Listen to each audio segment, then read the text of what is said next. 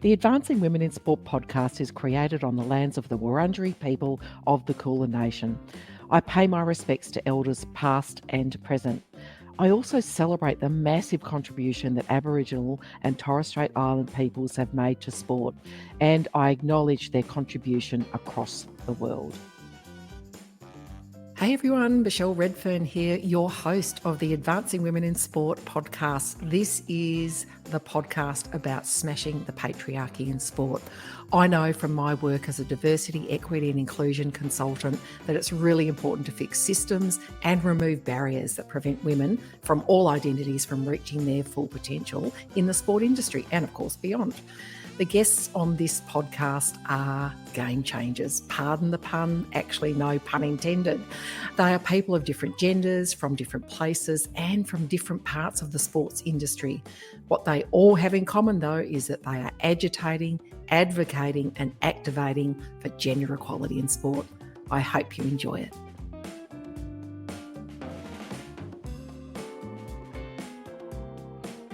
Hey listeners, welcome back to the Advancing Women in Sport podcast. It's Michelle again. I don't know who else would be here because it's me doing it, but anyway.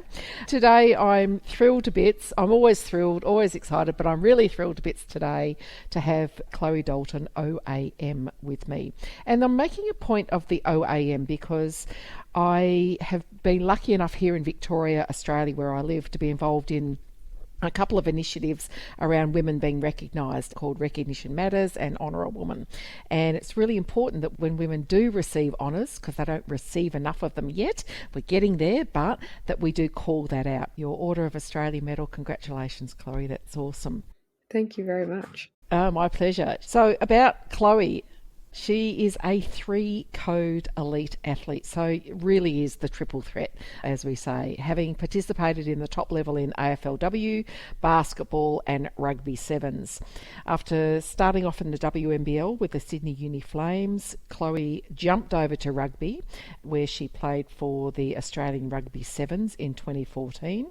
She played again for Australia in the 2016 Olympics, where she and her team won gold, and that's where she received her gong for that amazing performance. She's also been recognised as Australia's top rugby sevens player in 2017, winning the Shawn Mackay. It's always, whatever I say, it's going to be the wrong one. And then she cross codes again to Aussie rules, which is my first love, making her debut for Carlton in 2019 and now playing for the GWS Giants. But that's all great, but what we want to talk about, or what I want to talk about today, is Chloe's off-field project called the Female Athlete Project. And we can have quite a conversation about the what, the why, and what's next for TFAP, as it's called. So welcome to the pod, Chloe. Thank you so much for having me. And I do feel like, we just had a very, very quick chat before I started recording. I feel like I know you because, of course, I listen to you and Bez every week on TFAP. It's one of my favourite podcasts. And I love it, and I particularly love the rap because as someone who consumes a lot of stuff and lives a full and fulfilling life, it's a really nice way to stay in touch with what's happening with women's sport. So tell us about you and TFAP and why it exists. That's a big question, but I'll go back to one of the first COVID lockdowns in 2020. And as you mentioned in the intro, I've played across 3 different professional and semi-professional sports now. So I've had pretty good experience in terms of gauging what it's like as a female athlete, the different conditions that you face, the media coverage, the access to resources and facilities. And I felt really frustrated, particularly by that media coverage piece. I would often go down to the beach, grab a coffee and a newspaper and just sit there and flick to the back and read about sport. And I get so frustrated when I can't find stories about women's sport. And so I had a chat with my older brothers in marketing, and my younger brother's a videographer. So I've got a great team around me, and they just really encouraged me just to do something about it rather than sit there and complain, to do something really proactive. And so we started the Female Athlete Project as a podcast in the garage of my parents' home at the time. And I just really wanted to create a space for storytelling. That was the original goal. I think coming back to that frustration piece around the media coverage, if you look at what female athletes are achieving in Australia and beyond on a weekly basis, we never, ever struggle for content. There's amazing athletes doing these incredible things every single week, most days of the week. And firstly, I wanted to create this space where we could share their stories so that more people could understand what these athletes had been to get to that point. And I think there's a great tool there in allowing people to become more invested in sports that they may not have been invested in before. I think one of my favorite things, I love the feedback from people who listen to our podcast, whether it's the weekly wrap or whether it's an interview with an athlete, is say they've never heard of Belle Brockhoff, the snowboarder, before. And then they listen to the podcast, they hear what she's been through, they hear her injuries, they hear everything she's overcome. Suddenly, Winter Olympics are on TV, Belle Brockhoff's competing, they can't wait to put it on and watch her and support her. So I think there's this great link between having a knowledge and understanding of an athlete's story and then translating that into that person then becoming another supporter of women's sport. And after we kind of grew in that space, we started to find the gap for that really up-to-date news and highlights type information about women's sports. So we actually started doing it on our social channels first, through Instagram predominantly, just posting, and we started to get really good engagement when we started posting about so-and-so won a world championship, they just won an Olympic title, whatever that looks like. And then we were kind of like, okay, why don't we do a similar format in a weekly podcast so that people can digest it in different ways, whether it's on their morning commute, whether it's when they go out for a walk, or whether they do engage via socials. And it's been really cool to see the growth that we've had in that space, and people like you who are regular listeners who consume that content can stay up to date with what's happening in terms of the positive and the great news. But I think there's a lot of different issues that we know that women in sport and women more broadly are facing every single week. And so it's really cool to move into the space now of actually having more in-depth discussions about those issues too, so that hopefully people can feel a little bit more equipped with at least some stats or some information or knowledge, so that when they go out into their lives, they can chat about it with people in their lives as well. Couldn't agree more. And there's a couple of things that came to mind as you were recounting the purpose. As someone who's listened for a while, I saw the shift in the style and what have you. And I do really appreciate that weekly wrap, because it does give me the chance to get a taste of a whole bunch of things, and then I can go and look at more. And I think what you've highlighted there is two key things. One is the sheer lack of coverage. There's no lack of content.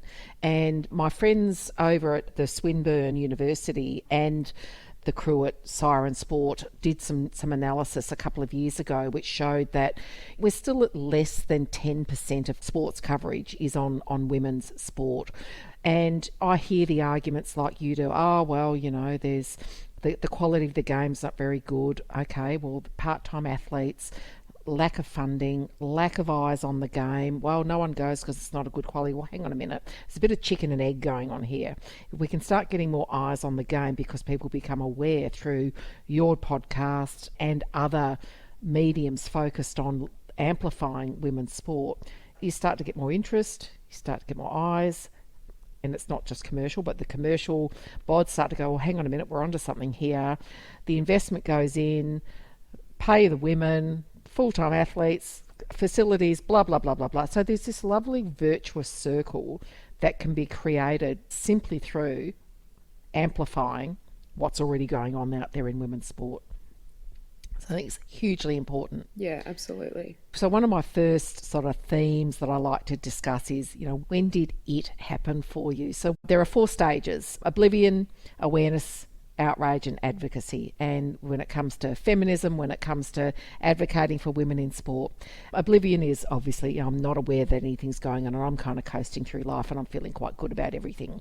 Then you become aware and you go, oh, geez, that's pretty rough. Oh, well, crumbs, someone should do something about that. And then there's the outrage, or the fury, as I now call it, because I'm furious constantly, which propels many people to take action. And then there's the advocacy, so using platforms like yours, being both your athletic prowess as well as your media profile and the podcast, to do stuff about it. So if I go back to perhaps awareness, you've talked a little bit about awareness. So in lockdown you went, hang on a minute, I'm sick of opening the paper or flicking to the sports section. and going, where's the women? So was that the time that you kind of went, okay, I'm so pissed off, I'm going to do something about this? Or was it a build up over time? I think it was a build up. One of the key moments for me was when I was at Rugby Sevens in about 2017 after the Rio Olympics, and I got the chance to be an ambassador for Our Watch. I'm sure you know, but for people that don't know, the organisation that's all about the prevention of domestic violence. And I went through this training day. And when I was initially approached to be an ambassador, I didn't feel like I was equipped with the right information or the tools to be an ambassador for something that was a really serious issue. So I was a little bit apprehensive at the beginning, and they just said, come and do a training day. We'll show you how it all works. We'll educate you on it, and then you can make your decision from there. And I went through this incredible training day with a lady called Cassie Lindsay, who I believe is now at Geelong doing a lot of work in the diversity and inclusion space. So she's amazing. I'm a huge fan of Cassie. And so I feel like it was a really key moment in my life as a whole, but the whole education piece around domestic violence, I guess busting some of those myths that exist. There's obviously contributing factors like alcohol, a history of violence, drugs, but the underlying factor being that gender inequality and the power imbalance that exists. And from there, they talked to me about the power of sport in Australian culture. And I knew I'd grown up with it. I grew up in a family on the northern beaches of Sydney that sport was part of every single day of my childhood, my teenage years, and it's part of every single day of my life now. And I knew how pervasive it was in Australian culture already, but to kind of sit there and understand the power that sport actually had to change people's attitudes about where women belong in society, that was a moment for me where I was like, oh, okay, I'm not just an athlete who goes out there and plays sport.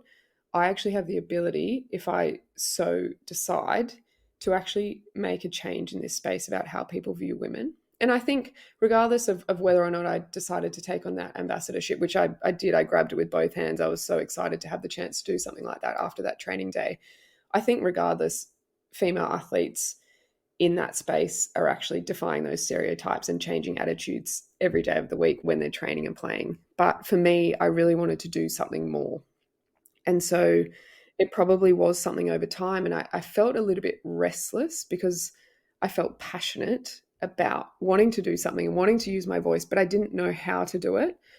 And I remember I went to this dinner with Elizabeth Broderick, who was the sex discrimination officer in New South Wales and an incredible woman who was doing work with the UN at the time. And there was a room full of all of these women who worked in sport, a lot of them in diversity and inclusion, a lot of them in trying to progress women's sport. And I met these amazing women and I was like, this is the room of people that I want to be in and I want to be part of this and be proactive. And again, I felt restless because I still didn't know how. I looked at doing some university courses around gender and I thought that might help. And that's when it got to that point, probably a couple of years later during that COVID lockdown. And when my brothers and I talked about the podcast, at that point in time, it still seemed like a small idea, but I felt this real sense of purpose of like, this is it. Like, this is my chance to now put something out there and say, hey, I want to make change in this space. I want to use my platform and use what I'm doing to be able to make some change. Listeners, you can't see me nodding here madly, which is I so resonate with what you're saying because often for many of us there is, you've had a lifetime of microaggressions or micro disappointments, and there's usually one or two things that catalyse your action. And it's interesting that you talk about Our Watch and the impact, that aha moment when you realise the impact that sport can have on society. Because similarly, I did a research paper 10 years ago for my MBA on violence against women, and it was a catalyst for me to think, oh, shivers, there's just so much I don't know. And this is one of my aha moments to go, you know what, gender inequality is at the heart of so many different things. Like you growing up with sport, certainly not on an elite level like you, but sport being ubiquitous in my life. And looking at the impact, the way people pay attention to our sporting heroes was really, that was another aha moment. And I looked at my two children, my kidults now, because they're in their 20s and 30s, but I looked at the two of them and I thought, you know, they're not going to listen to someone like me bang on. And I could be as, you know, credentialed up the wazoo, but they would look at you or Michael Jordan, or name a footballer of any code, whatever. And if they said something, they would pay attention. And to turn that outrage into advocacy is what I have seen you do with the work that you're doing. And where I want to go now is that you've come up against some really gnarly stuff.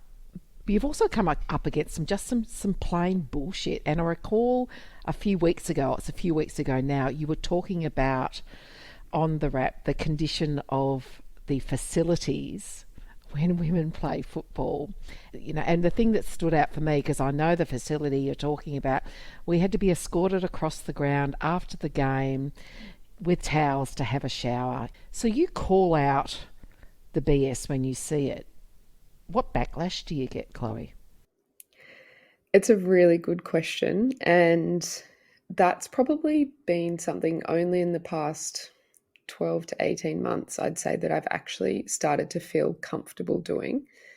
I feel like a lot of the time throughout my career as an athlete, you're often given your media briefing and these are the points that you're allowed to talk about. These are the topics you should avoid. Don't go here, don't go there. Always keep everyone happy. Don't kind of cross that line. And what I've really loved since I've arrived at the Giants has been a real trust from the whole club. I work part-time in the media team as well. And when I'm going to different events, I'll often check in with the media team or with the head of footy or someone at the club and have a conversation. And I feel like the Giants trust me and my voice and have actually given me backing to use my platform to advocate in that way.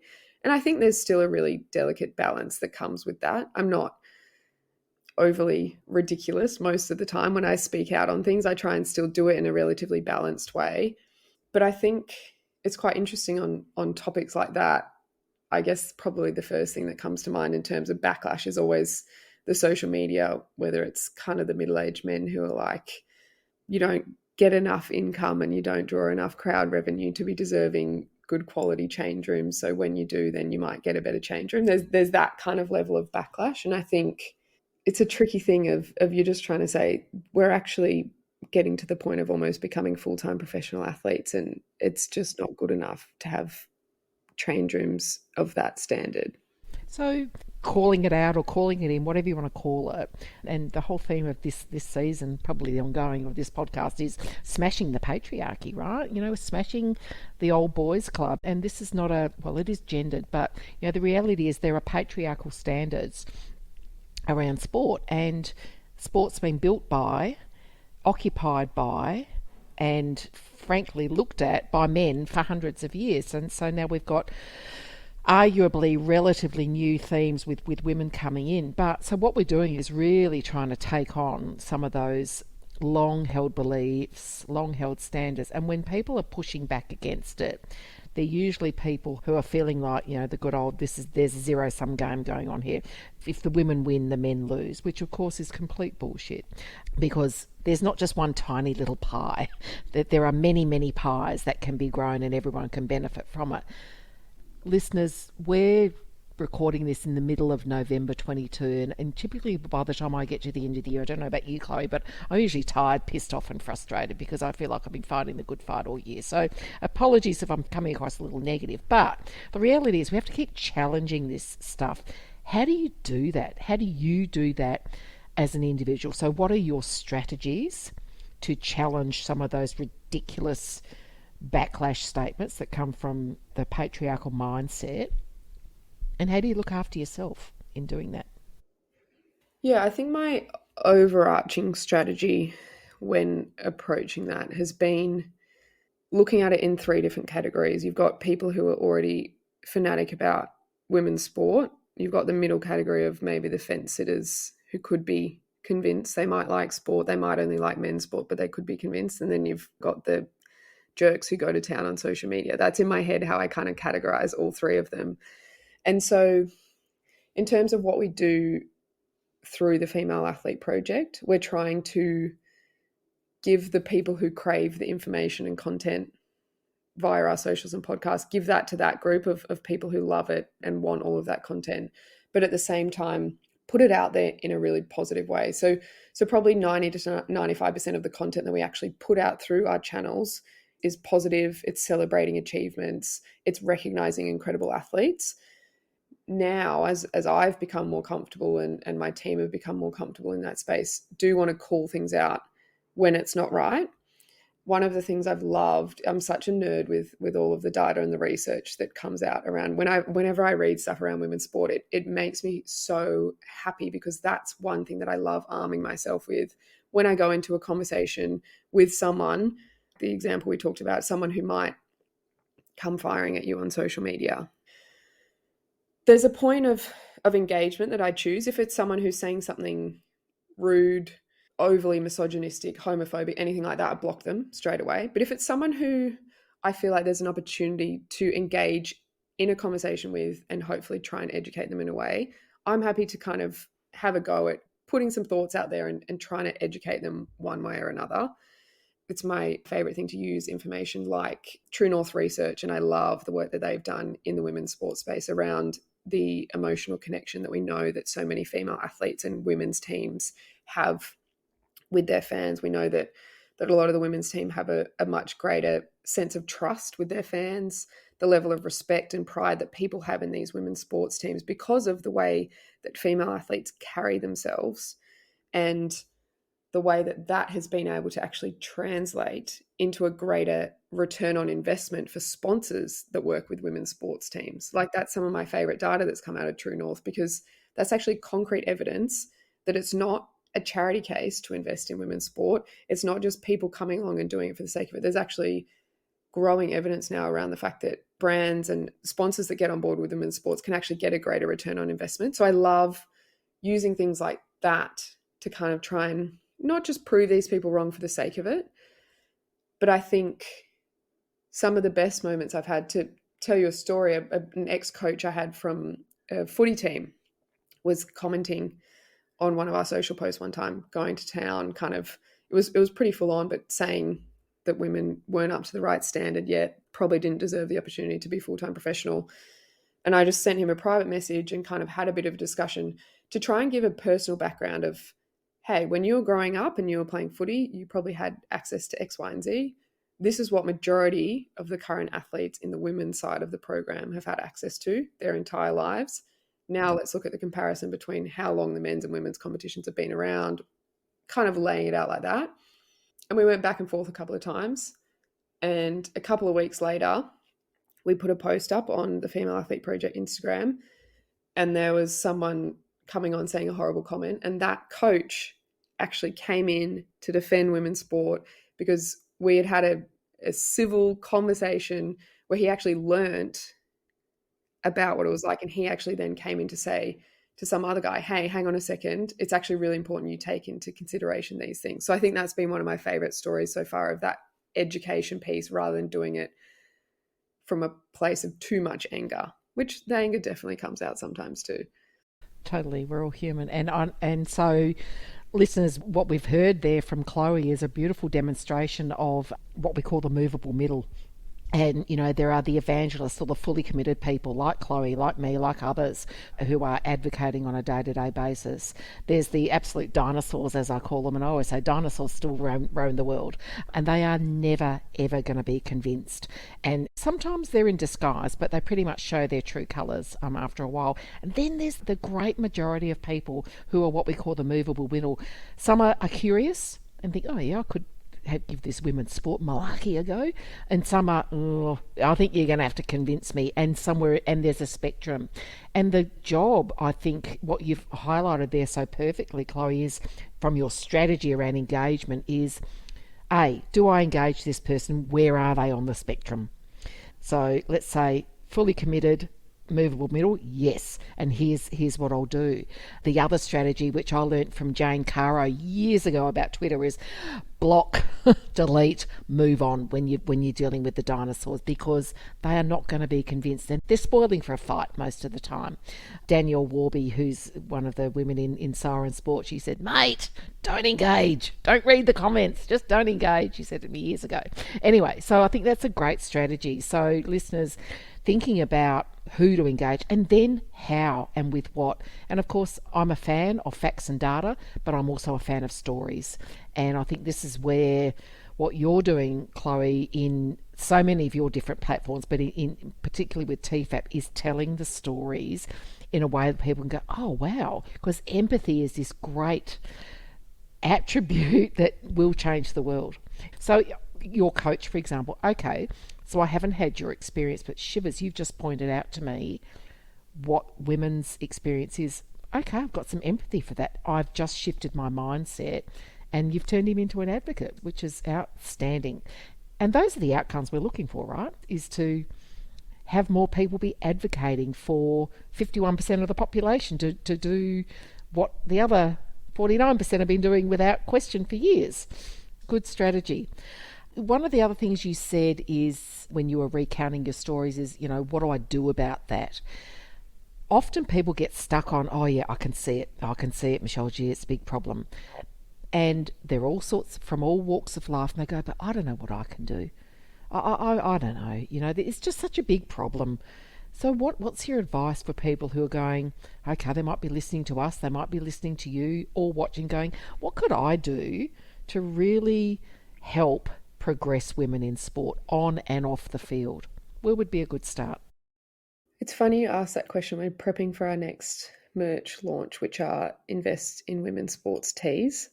And I was actually just writing this little blurb because I was thinking about that exact thing. Like the call out to invest in women's sport is big picture in terms of wanting to address the sponsors and the corporates with the big dollars. But I think we can often feel quite overwhelmed as individuals and people who are really passionate about wanting to make change but don't exactly know how to do it.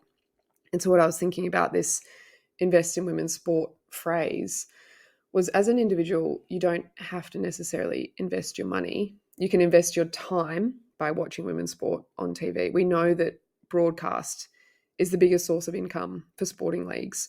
So as those viewership numbers continue to increase for women's sport, it just provides more evidence of the commercial benefit and the reason for those bigger broadcast deals.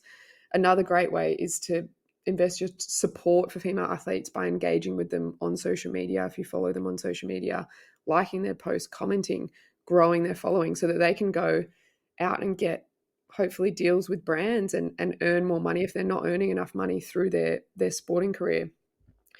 I think investing your conversation is a big one in itself. We've chatted about the fact that you can actually go out into, whether it's your workplace, whether it's at your home around your dinner table, whether it's in a social setting, there's real power in talking about, whether it's talking about the positive stuff about female athletes who are going out there achieving amazing things, or whether it's actually bringing up issues and topics that might educate people by, you might share your own personal experience of a story. And I think they're kind of just three practical ways off the top of my head that I think it's really cool that people can still support without having to put money forward, because you can often feel kind of helpless and you want to do something and you want to help change minds. And I think they're kind of just a couple of simple ways that you can get involved with that. I completely appreciate those very practical tips, and they are so true. And I like them all, but the one about social media, we know how powerful social media is for women. We also know how toxic it can be. And interestingly, one of my guests coming up, Jacqueline Comer from Arado Labs, they're doing a whole bunch of stuff around artificial intelligence to help women athletes with the abuse they receive online, because the data says that the online abuse is highly gendered. So we know that women politicians and women athletes are disproportionately more likely to receive abuse than their male counterparts. And I think this is a broader discussion as well about diversifying our networks. I had an email conversation with a person this morning who said, Michelle, I have just looked at my network and realised that 70% of my network are like me, middle-aged, white and male. And now I'm going to go through and diversify that and start bringing some more women and other people in. And so we can do that as well. So athletes from all levels of sport, community through to particularly elite, to create that following. But it shows that we've got a following, and I think that's super important. As you said, a click to follow, a like, and a even a comment to say well done or whatever, you might think that it's a drop in the ocean. Well, the ocean is made up of drops, so it absolutely makes a difference. And the other thing too is take a pledge, folks. Like, just say for the next 3 months I'm only going to watch women's sport on telly. I don't have to pledge anything. Nah, well, I don't, so that's an easy one for me. But, first 6 months of this year, I'm only going to watch women's sport on TV. Two things are going to happen for you. A, you're going to find some stuff that's really cool. And B, you're going to find out how difficult it is to find it. And you can start making some noise. So, again, it's that awareness. So they're really great practical tips, Chloe. All right. We've got to remain hopeful. I'm feeling much more hopeful after this conversation than I was an hour ago because I was feeling a bit grumpy about the state of the world. So thank you for that. But right now, I'm 57 years old, so I've been feeling like I've been on a wave for a little while. But I feel like women's sport is on this inexorable wave of success. And I feel very hopeful about it, despite the fact that we get some setbacks. What are you hopeful for right now about women's sport?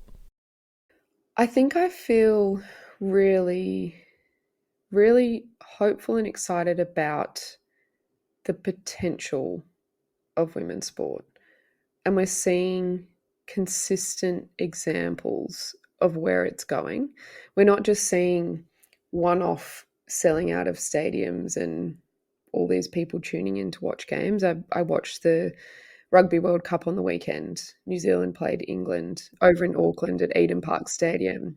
It was quite incredible. So my partner's a Kiwi and I've never supported New Zealand in my life because they've always been huge rivals because I grew up watching rugby and then played rugby for Australia. So never in my life have I ever supported New Zealand. But I was screaming at the television for the Black Ferns to win because this moment, like when both New Zealand and England walked out in this really, like Eden Park is a really historic stadium for rugby. In Eden Park's full on, it's right? Full on. Yeah. And they kind of talk about the curse of Eden Park. Like Australia hasn't won there in decades. Like it's a really special place. But to see, I actually sat there looking at the TV and my eyes started welling up with tears when I saw these women walk out in their teams and the sound of the crowd was overwhelming. And I think for me, I had this moment of, you could see it on their faces because so many of those women would have grown up and they would have been told that there wasn't a spot for them. They didn't belong in women's sport, in sport. They didn't belong in rugby. Girls didn't play rugby. Women didn't play rugby. And then when they started to play, they would have been told, it's not good enough. No one wants to watch you. No one cares about your sport. So for them to get to the point where there was 42,000 people in that stadium cheering their brains out for New Zealand to win the World Cup, it just, for me, filled me with so much hope from a rival country, and that was pretty big for me. But I think we've seen so many different examples of things like that. I can't wait for the Football World Cup next year to be on home soil. We've seen the Barcelona women's football team sell over 90,000 tickets on multiple occasions because their organisation put really practical steps in place. I think they had 4 practical steps, like marketing, great, really practical, so that people know the athletes. Sell the tickets for $10 so that people can come along and family can access. Put it at a time where families can bring their kids along. And I can't remember what the 4th one was, but they just did really practical things and they sold out these stadiums and kind of sets that precedent of other sports can do the same thing. So I think I'm really excited for the potential that exists in that space because of the flow-on effects from a commercial perspective that follow on from that. Because if they're actually making money from ticket sales, they're going to get bigger broadcast deals. The partners are going to want to continue to get on board for bigger money. And there's then a flow-on effect for the conditions and the standards that the female athletes get in terms of their payment and access to medical resources and facilities. And that can hopefully then flow on through to the grassroots level for the sustainability of the sport in the future.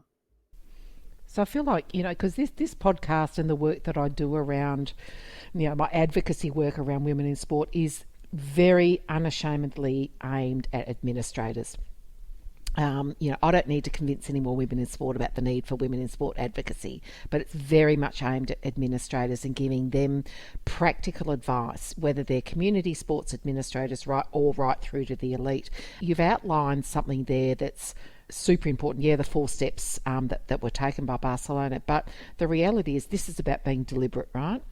Being deliberate about the fact that women's sport exists, and there is a huge opportunity for all of the stakeholders involved, the people, and the people being the athletes and all of the folks in the organisation, the shareholders of the organisation, whether there are, whatever, and of course the public, the viewing public. If there's a sporting administrator right now, a CEO or a board director, whatever, listening right now, what's the one thing you want them to do right now to level the playing field for women in sport? I want all domestic women's leagues in this country to be full-time. Okay, that's clear. Yep. That's a big goal.